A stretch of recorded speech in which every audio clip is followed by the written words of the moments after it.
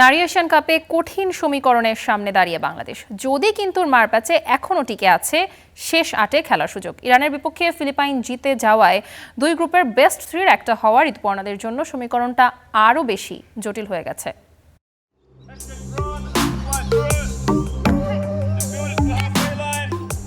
নির্মম বাস্তবতা মেনেই নারী এশিয়ান কাপের মিশন শুরু করে বাংলাদেশ। টুর্নামেন্টের সবচেয়ে সফল দল চীনের বিপক্ষে দুর্দান্ত খেলে হারে মাত্র ২-০ গোলে।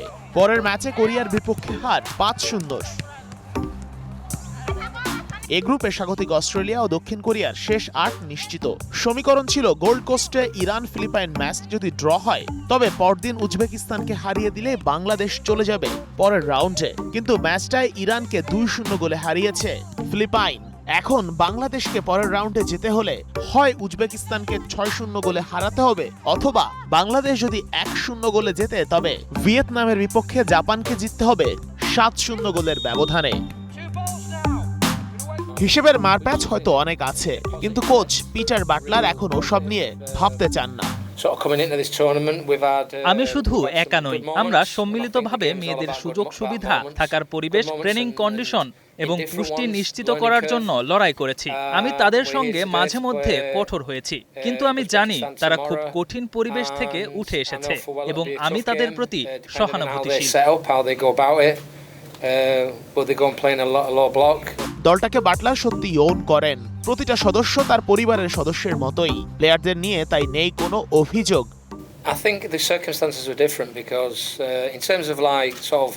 আমার নিজের ৩টি সন্তান আছে, তাই আমি বুঝি সন্তান লালন পালন কেমন।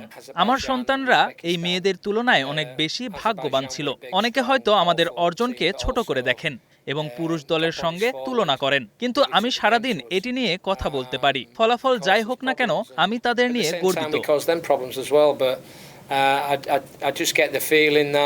উজবেকিস্তানের আগের দুটি ম্যাচ দেখে মনে হতেই পারে ফিজিক্যাল অ্যাবিলিটিতে তারা বাংলাদেশের চেয়ে বেশ এগিয়ে, তবে গতি কিংবা স্কিলে বাংলাদেশের মেয়েরা সমানে সমান টক্কর দেবে। যদিও ফিফা র্যাঙ্কিং এ উজবেকিস্তান ৪৯ আর বাংলাদেশের অবস্থান ১১২-তে, তবে মাঠের খেলায় সেই ব্যবধান খুব বেশি প্রভাব রাখবে না, এটাই বিশ্বাস ফুটবল ভক্তদের।